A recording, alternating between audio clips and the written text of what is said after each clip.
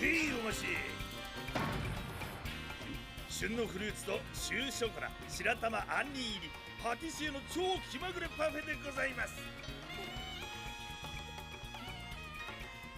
Hello there, welcome back to another episode of Anime with Alvin. Today, I'm making the Whimsical Patissier's Parfait from one of my favorite anime, Darker Than Black. Now this thing is pretty intense. It's got like 10 components that I want to make from scratch. So, let's get started. This parfait seems to have 4 flavors, so I'm making a batch of creme anglaise or ice cream base that will be enough to make all 4. I'm combining 15 ounces of whole milk with 12 ounces of heavy cream in a big saucepan, stirring to make sure that it doesn't burn, and bringing it to a boil. After taking it off the heat, I'm moving over to the table where I'm combining 6 large egg yolks with about 7 ounces of sugar. This is so I can slowly pour in that really hot milk mixture into the egg yolks, whisking to make sure that they don't overcook, and once that's ready, I'm pouring this egg mixture back into the milk and heating it on the stove again until around 180 degrees Fahrenheit, stirring the entire time to make sure that I don't curdle the eggs. Once we hit the number we want, I'm moving it back and splitting it up between 4 containers. In the first container, I'm making chocolate ice cream by adding an ounce of cocoa powder, a little bit of salt, and some vanilla extract. The next ice cream flavor is a good old vanilla, which we're making by adding a teaspoon of vanilla extract and a teaspoon of salt. In the next container, we have matcha ice cream by mixing in matcha powder and sugar into the base. For the final flavor, well, that gets a little special treatment. Fresh strawberry ice cream has to be one of the best things in the world. It's honestly super simple, but when it's done right, oh, that stuff hits good. I'm cutting up about 10 ounces of strawberries, then mixing it with around 2 ounces of sugar and 2 teaspoons of lemon juice, macerating it for about an hour or so. After the sugar starts to work its magic, I'm blitzing it into a paste and straining it to concentrate the flavor. And to make the ice cream, I'm simply adding spoonfuls of this concentrate into the creme anglaise base until I'm satisfied, which probably means I'm adding a lot. This now strawberry speckled mixture is going into an ice cream machine where it's going to churn for about 20 minutes. However, I'm still not satisfied with the strawberry content, so I'm continuously adding more and more and more until I am told to stop, or else the ice cream machine will not work. At this point, it is delicious. It's like soft serve. You can definitely eat it, and that's exactly what we did. A quick little team QC to make sure that it's good. Confirmed. The ice cream is now ready to be covered with a square of parchment and placed in the freezer to set. The parfait from the show seems to have a chocolate zigzag that caresses the top of the ice cream. So we're going to make a hot fudge sauce by combining 300 grams of sugar, 150 grams of cocoa powder, and a little bit of salt. Let me just give this a quick stir. Oh, I have spilled everywhere. Thank you, Kendall. Remember kids, if you're not spilling when you're cooking, you're just cooking. Let's continue. 240 grams of water and 100 grams of glucose syrup to make it shiny. Once the sauce is free of lumps, smooth, glossy, and shiny, I'm now moving it into a squeeze bottle for later. The parfait seems to have a chocolate cream puff perched right in the middle of the ice cream, so we're going to make chocolate choux pastry by combining 500 grams of water, 225 grams of cubed unsalted butter, about a tablespoon and a half of sugar, and a teaspoon of salt in a big pot. After this comes to a boil, I'm adding in 200 grams of bread flour and 50 grams of cocoa powder, stirring and making sure that everybody is evenly incorporated. Once everybody in the pot seems to be friends, I'm going to start adding eggs. This is the part that I kind of hate about making choux pastry. Everything gets all slimy and weird and separated, and it doesn't look like it's gonna work, and you're sitting there stirring, your hands getting tired, and you're thinking to yourself, what did I do to deserve this? And just when all hope starts to disappear, things start coming together, and you start to believe in baking again. Now this batter looks pretty delicious. Let me give it a taste. Oh, this did not turn out the way I had hoped. That's raw. As I'm piping this stiff but smooth batter, I can't help but notice that it kind of feels like piping. You don't need me to tell you what it feels like I'm piping.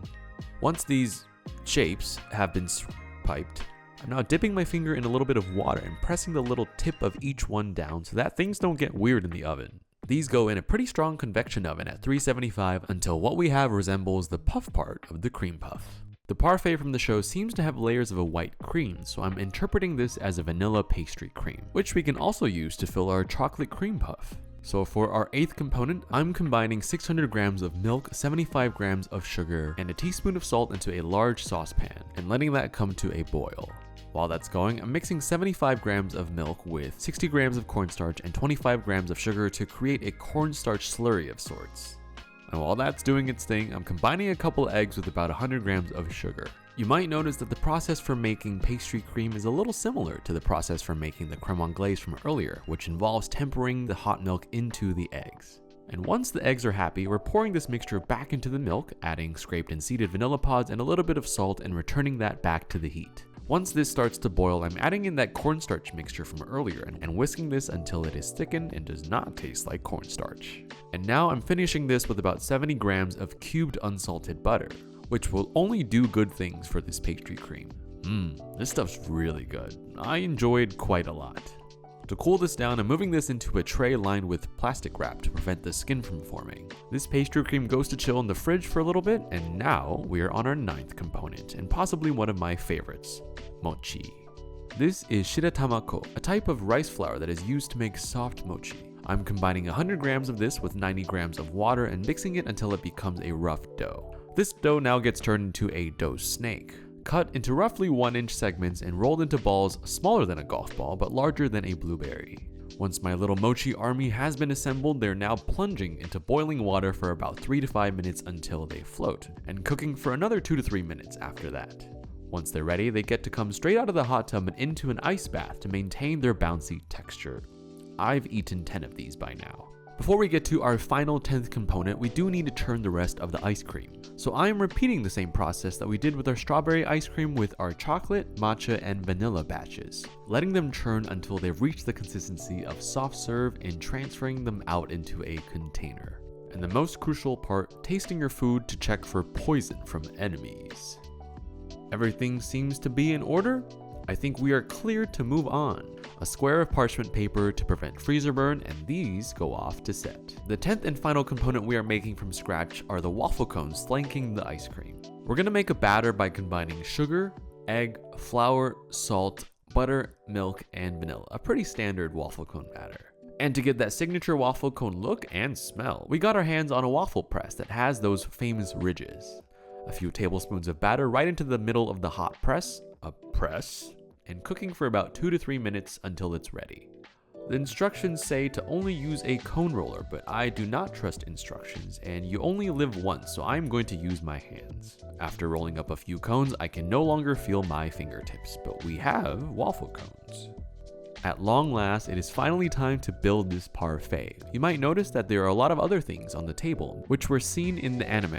First, I'm laying down a base of chocolate fudge sauce and using crushed up waffle cones, pastry cream, more sauce, more cones, and more pastry cream to build the base. Once we start getting close to the top, I'm putting in a layer of the soft and delicate mochi that we had made earlier, which will provide a nice textural contrast. The anime never mentioned how they built this thing, so I'm using a lot of guesswork and 75% of an engineering degree to try to make this thing work. I'm hoping that by making a base with the choux pastry torn up and some pastry cream, I can get the ice cream on a little bit better. Once I have a flat surface to work with, I'm nestling a nice big filled chocolate cream puff right in the middle. This will help provide a centerpiece for our fruit to flank.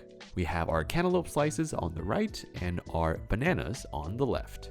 Now it is time to proudly display our painstakingly crafted ice cream. A scoop of vanilla ice cream straight down the middle, a scoop of strawberry on the right, and a scoop of the matcha on the left. But this is where I get nervous because things are going to start melting. As the minutes drag on and the parfait gets taller, I realize that I'm in an all-out war against this thing. There's whipped cream, there's fruits, there's strawberries, there's blueberries, there's almonds, there's sandwich wafers, there's ice cream that's melting, there's things that are falling over, there's Kendall who is valiantly swooping in and cleaning off the drips that you guys are not seeing. But after approximately 4 minutes and 23 seconds of battling gravity, temperature, and structural integrity, I present to you our version of the Whimsical Patissier's Parfait from Darker Than Black. A dessert that was only given 2 frames in the entire duration of the whole show. So I gotta say, I'm pretty proud of what we've made. To no one's surprise, this thing is crazy good. Fresh ice creams are wonderful, the textural contrast between all of our layers are great. I am more than happy to share this with the team that we have in the studio today. Some of the best parts about making crazy and large portions of food is that you get to share it with the people that you care about that are with you at the time. I'm not sure if you can tell, but we are having a blast, along with a massive sugar rush, so we're gonna cut the video before it shows us all falling asleep.